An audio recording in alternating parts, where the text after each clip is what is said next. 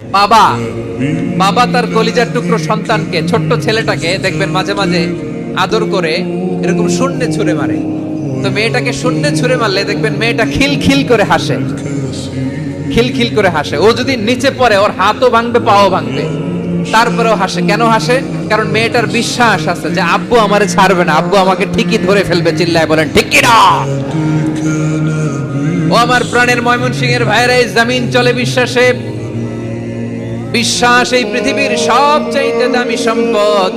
এজন্য একজন বিশ্বাসী জমিনের মধ্যে বেঁচে থাকলে এই জমিনের উপর আল্লাহ প্রলয়ঙ্কারী কিয়ামত দিবে না। এজন্য আল্লাহ বললেন ওয়াল মুমিনিনা ওয়াল মুমিনাতি, বিশ্বাসী পুরুষ এবং নারীকে আমি আল্লাহ বড্ড ভালোবাসি।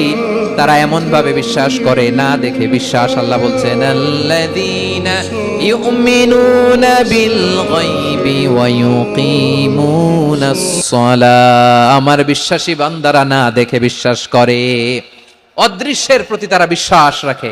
না দেখে বিশ্বাসটাই আসল বিশ্বাস, ঠিক কিনা বলেন? আচ্ছা, বুঝে থাকলে উত্তর দেন।